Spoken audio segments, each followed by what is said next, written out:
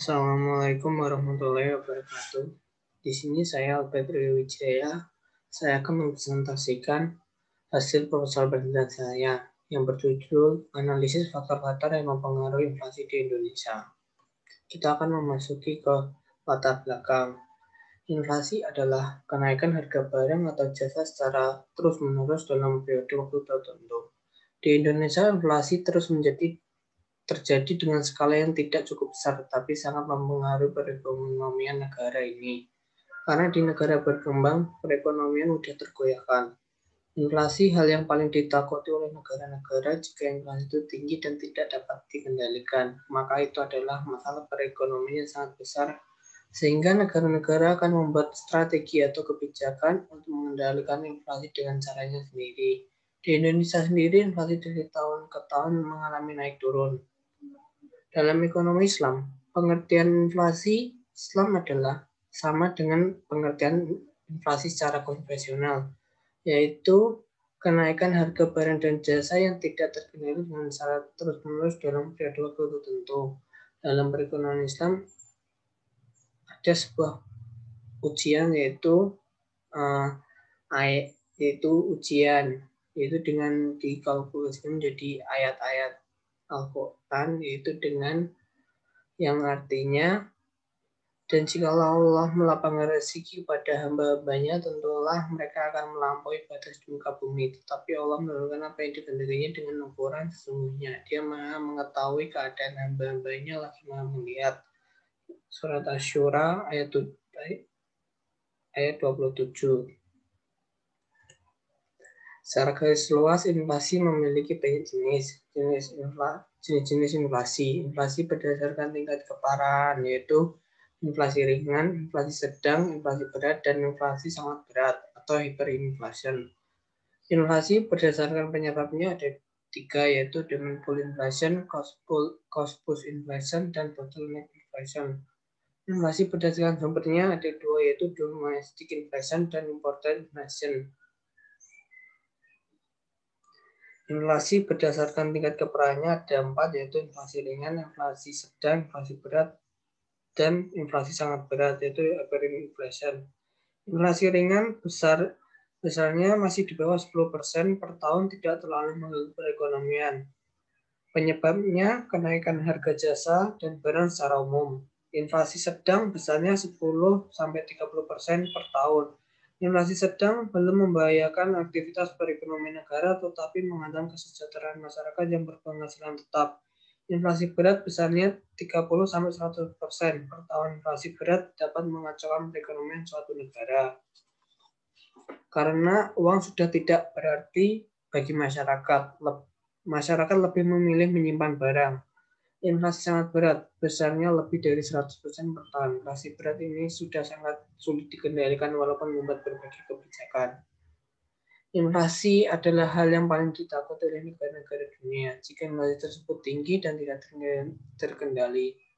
Jika inflasi sudah di angka yang tinggi, maka negara tersebut akan mengalami kekacauan dan akan sangat sulit untuk mengendalikan perekonomian, seperti biasanya.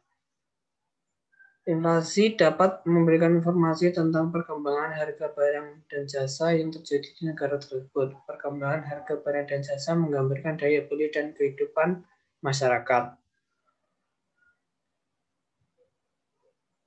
Inflasi juga penggerak roda permintaan dan penawaran di pasar real yang terkait dengan suku bunga, nilai tukar rupiah, dan valuta asing. Tingkat inflasi yang tinggi menggambarkan ekspor, tingkat produksi, nilai mata uang, perkembangan ekonomi yang jelek, sedang inflasi yang rendah tidak menguntungkan bagi negaranya, yang menggambarkan rendahnya daya beli masyarakat terhadap barang dan jasa.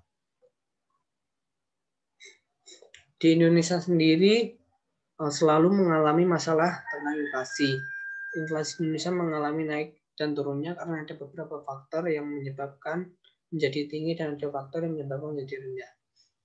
Di Indonesia inflasi paling tinggi pernah terjadi 650% di tahun 1960-an. Itu menjadi inflasi tertinggi di Indonesia setelah kemerdekaan. Terjadinya inflasi yang sangat tinggi tersebut membuat pemerintah bekerja lebih keras lagi untuk mengendalikan tingkat inflasi.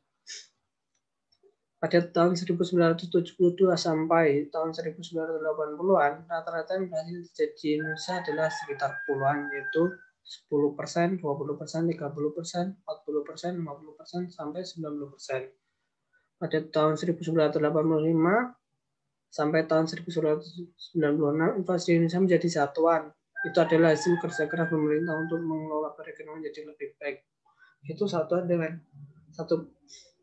3% sampai 9%.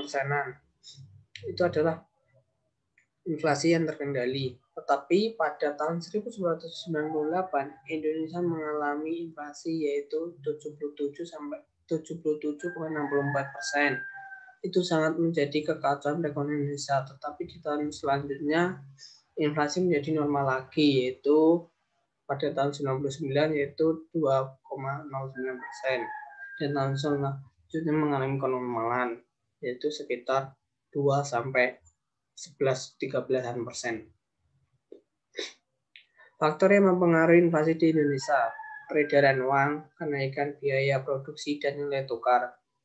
Peredaran uang, jumlah peredaran uang mempengaruhi harga barang dan jasa. Dengan selain itu, peredaran uang yang tinggi akan mengakibatkan ketidakseimbangan perekonomian. Kenaikan biaya produksi, naiknya harga bahan baku dalam produk, maka produsen akan meningkatkan harganya sehingga harga barang akan menjadi tinggi. Nilai tukar, hal ini menjadi pada perekonomian tahun 1998. Waktu itu harga bahan pokok naik setelah rupiah anjlok ke 15 ribuan. Dampak inflasi. Dampak inflasi terhadap perekonomian sebagai berikut: berkurangnya investor, kesejahteraan masyarakat turun, kegagalan pelaksanaan pembangunan, mendorong tingkat suku bunga, defisit neraca pembayaran, daya saing produk negara berkurang. Untuk mencapai tingkat inflasi yang rendah, pemerintah menjalankan program yaitu inflation targeting.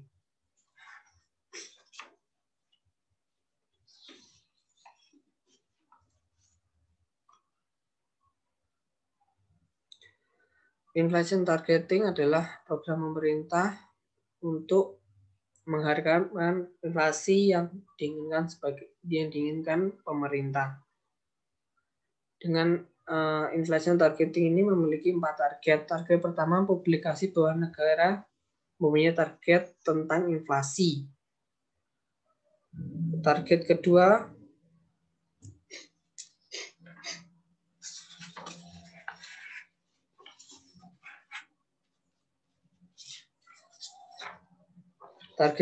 adalah membentuk komite penjaga kestabilan harga. Dan target ketiga adalah menggunakan informasi eksklusif. Dan target keempat, peningkatan strategi moneter.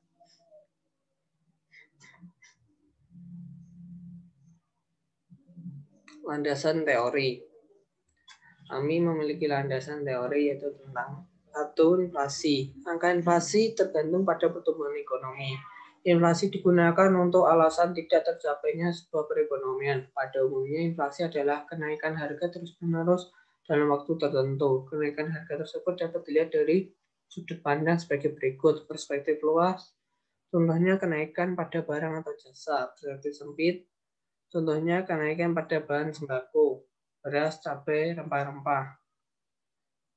Inflasi mempunyai alat ukur yaitu dengan cara mengetahui IHK atau harga indeks konsumen. Angka IHK dapat diperoleh dengan cara menghitung biaya kelayakan hidup, meliputi biaya sewa rumah, biaya konsumsi barang atau jasa, biaya kehidupan sehari-hari dalam periode tertentu.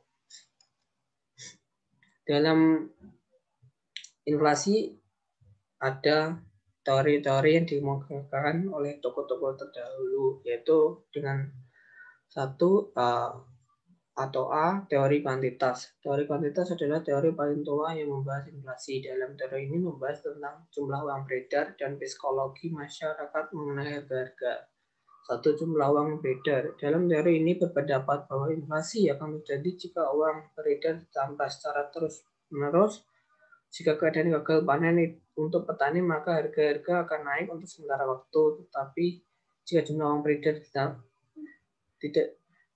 uang beredar ditambah, maka itu akan menjadi inflasi. Jika tidak ditambah, maka inflasi akan berhenti dengan sendirinya. psikolog masyarakat mengenai harga-harga. Inflasi ditentukan dengan jumlah uang beredar dan psikolog masyarakat mengenai harga-harga ada tiga kemungkinan. Pertama, dalam masyarakat tidak menghargai kenaikan harga tersebut atau harga yang akan mendatang. Kedua, di mana posisi masyarakat melalui sadarnya bahwa inflasi akan menjadi tahap yang serius.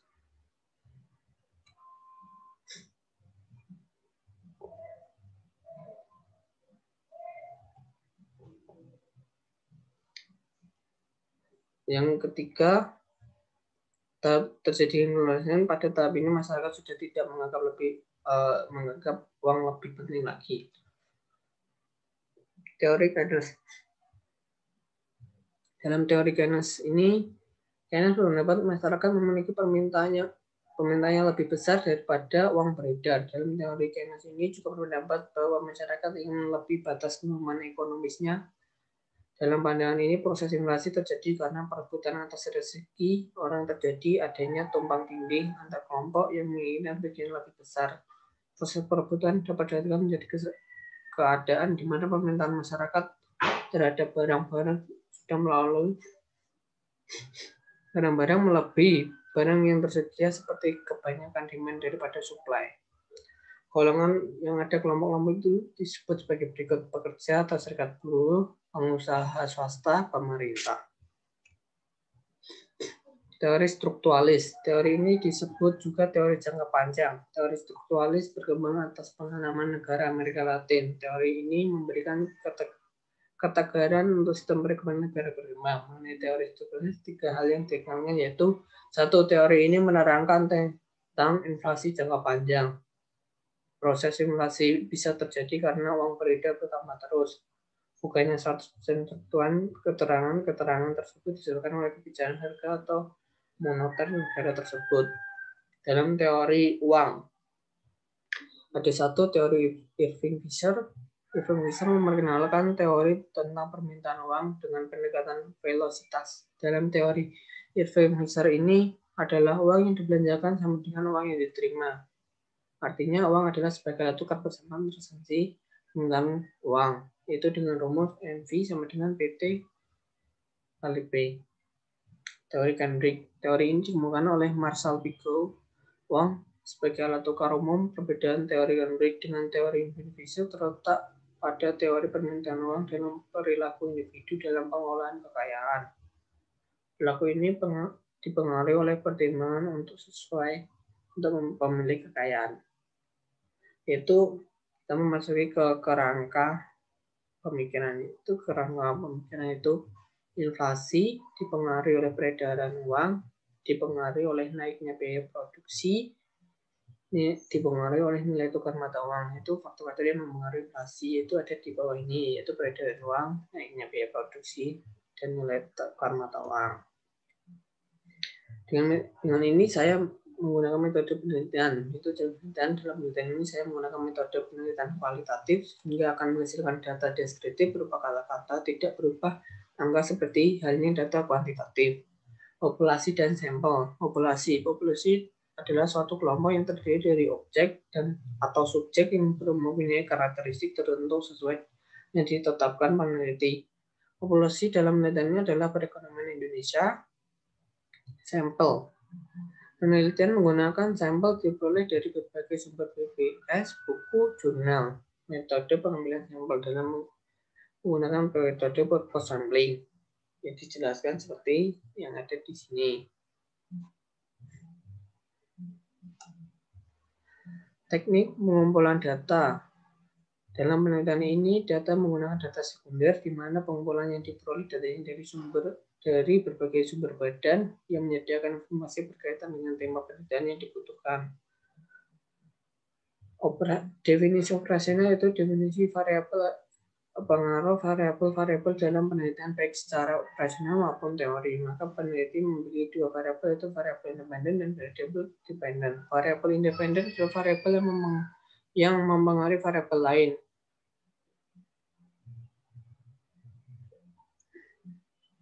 Yang variabel dependennya seperti ini, yaitu variabel peredaran uang, naiknya biaya produksi, dan nilai tukar mata uang.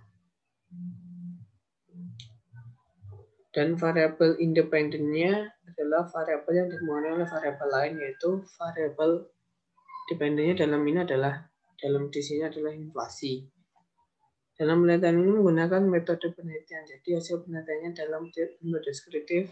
Dalam penelitian ini, faktor yang mempengaruhi inflasi adalah peredaran uang, naiknya biaya produksi, dan nilai tukar mata uang.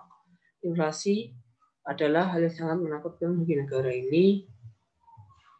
Jika untuk mencegah inflasi, seharusnya negara membuat kebijakan yang dapat mencegah inflasi terjadi. Seperti yang dilakukan oleh negara Indonesia, yaitu dengan membuat kebijakan inflation targeting dan harusnya untuk mempengaruhi perekonomian tersebut, pemerintah juga mensupport masyarakat, yaitu dengan cara kemungkinan salah satunya adalah produk barang atau jasa sehingga bisa diekspor agar negara mendapatkan pendapatan sehingga menurunkan laju inflasi. Sekian dari presentasi saya, tidak ada salahnya, mohon maaf. Wassalamualaikum warahmatullahi wabarakatuh.